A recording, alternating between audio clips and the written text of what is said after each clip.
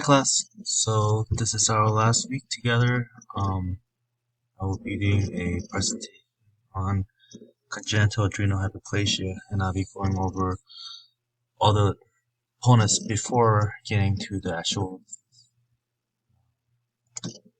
So first, I'll be going over the structures, organizations, and locations of the eukaryotic chromosome. I'm sure you guys already know, but eukaryotic differ from prokaryotic cells in that the eukaryotic cells will actually have membrane-bound organelles, especially the nucleus. DNA itself is condensed into chromosomes, which are coiled into clusters around this thing called histone, helps it to condense even further. The structure of the DNA itself is a double helix. And about 200 DNA base pairs are wrapped around 8 histones.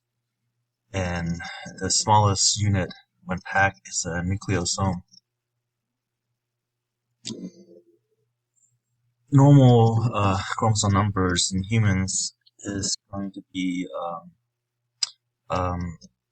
comes in pairings, orange pairs from parents, but the normal human body would have 23 pairs of chromosomes. 23 haploid numbers, and you double that into pairings and you form diploid.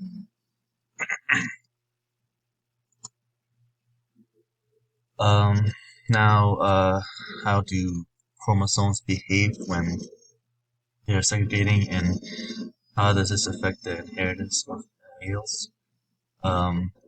So first of all, during the cellular division, everything doubles.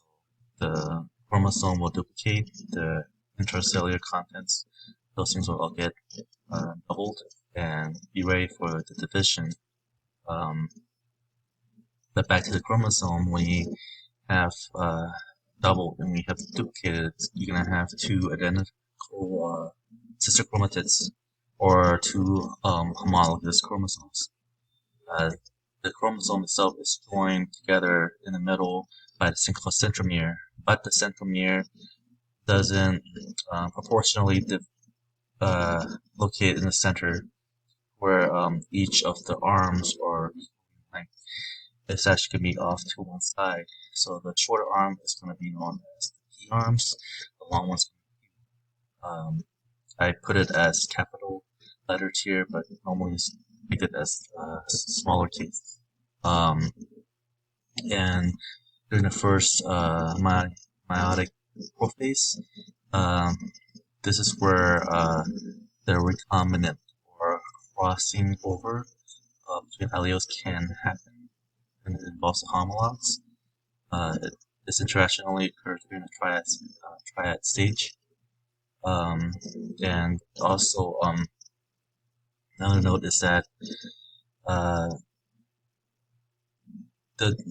before the actual separation, where they actually cross and need to change things to have a crossing over, it's going to be a region called chiasma, and it only occurs between non-sister chromatids, so meaning non-homologous, one from maternal and one from mother. So note that there's different types of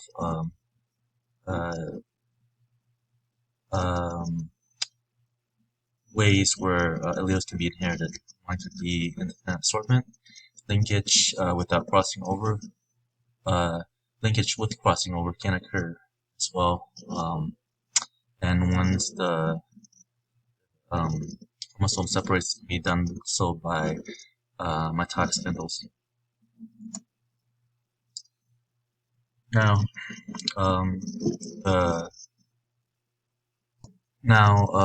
to what happens next, it's going to be, how do you go from gene to DNA to protein? First thing that's going to happen is going to be transcription. Whereas it's going to be where the DNA is used as a template to make an RNA. Now there's going to be an enzyme called RNA polymerase, which will actually be the thing that reads the DNA and then synthesize RNA molecule as complementary to the template, which is the DNA strand.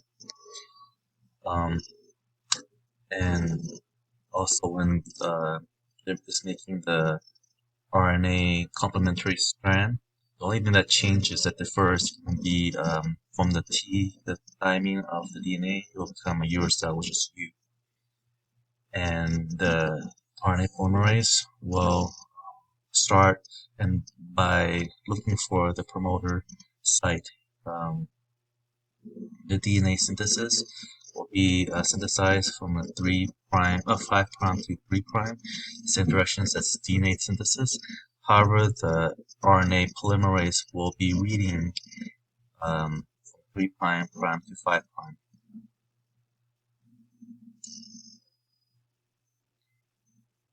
Now, now that we have the mRNA, we're going to go ahead and make the protein.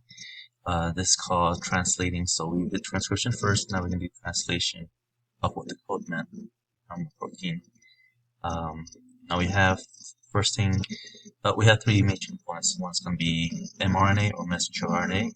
This transcribes the protein, transcribes the code to then create the protein. Ribosome is like a bunch of big molecules that comes together to help process this whole line. Transfer RNA brings in the building blocks, nucleic acids, to then help the mRNA and the ribosomes construct the protein. Now the translation will occur from the 5' end,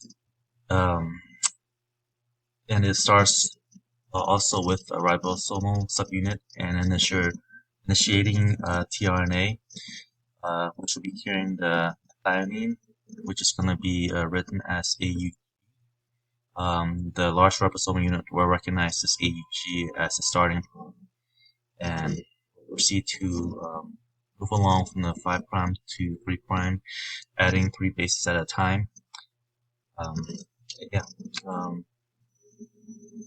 Also, here the tRNA will bring anticodons as complementary to the mRNA. Now, to the next part about mutations. What kind of mutations can we have? It really depends on where the mutation occurs, whether it's on the gene or in a codon, and thus we're going to see a phenotypic expression of the effect. The first of the mutations is going to be a point mutation, which is just going to be one nucleotide that's been altered.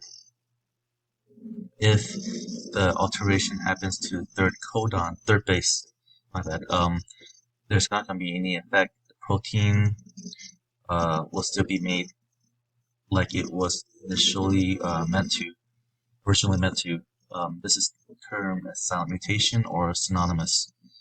If the point mutation occurs at the first or second base, it's going to be non-synonymous. It's going to be a missense mutations. There will be changes to the amino acids. For nonsense mutation, is where if a mutation occurs, it causes a stop codon. This will lead to a truncation, a premature stoppage of the protein. This could be disastrous because some of the proteins we need might be really important. Another thing that can happen, which is very, very bad, is a frame shift mutation. So you have, let's say, an addition of one nucleotide or deletion of one nucleotide. You're going to shift the 3 base pair up or down the reading frame, and this will create completely wrong things. Really disastrous.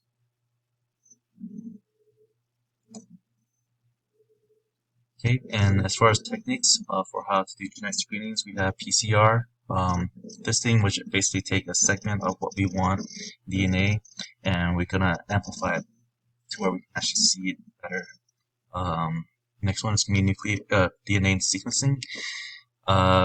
It basically allows us to determine changes, variants, and of disorders by better seeing the sequences of what we're interested in. Cytogenic is within that we have karyotyping and fish. Um, and basically it looks for anything that's wrong within a chromosome. So it's chromosome, missing or extra copies of chromosome, the rearrangement of chromosome. A microarray is very much like fish and karyotyping, but it's even better at looking at smaller changes. Um, and it's the first thing that we go for when we're checking for someone with possible developmental delay, intellectual disability, autism, multiple birth defects. We use microarrays. Now on to the disease that I have done this semester, congenital adrenal hyperplasia. The most affected variant is going to be the um, absence, really, of the 21 hydroxylase enzyme. Now, in the adrenal gland, we're supposed to make ALT, which is mineralocorticoid, which becomes aldosterone, sex, which becomes eventually a sex hormone, which becomes androgen, and testosterone, and everything down the line. And then we're gonna have glucagon, which is gonna be basically to help maintain your sort of blood sugar. So with the absence of the 21 hydroxylase enzyme, we're going to be missing aldosterone and glucagon. So no salt, no sugar. Everything then gets dumped to making the sex hormone, a lot of energy. So you can have a hyposecretion of the first two and a hypersecretion of the other one. Um, so as you can imagine, if you're going, I'm gonna go right here. Actually, so with the hyposecretion of aldosterone, right here, we call it salt wasting. So without salt, the renal distal tubule cannot pull in salt and thus water via osmosis, so you can have a drop in blood pressure. So these people are going to be very hypovolemic. The low salt is also very important for muscle contraction. Actually, more potassium, but salt is still in there too, and calcium. Patients can have seizures and coma. The thing with when aldosterone doesn't work, it typically pulls in salt and water and excretes potassium and hydrogen. Without that, you're gonna end up having low salt, low water, but high potassium and high hydrogen. Now, I think that would be low is going to be sugar. So you have low glucagon. So patients will actually have hyperglycemia, very indicative, analogous to UKA, which is diabetic ketoacidosis, fatal. They will also have a hypersecretion of sex hormones. So male babies will be born looking normal. Female babies can actually have an overexpression phenotypically of their genitalia, which might make it really hard to tell if they're a girl. Now, this disease is passed on by autosomal recessive. This is the full chart. The graded. The test we can do is optional, but we basically do gene sequencing to look for it. We do during amniocentesis, 2015 and 20th week. And the problem with it is that uh, you have to be worried about just even just going in there while the baby is developing. And what we look for, but typically what we look for is during newborn screening instead of doing amniocentesis for basically an elevation of 17 alpha hydroxyprogesterone. It's going to be indicative of an 21 alpha hydroxylase deficiency. And these are my sources. Thank you very much for a wonderful semester. Wish you a wonderful rest of the year.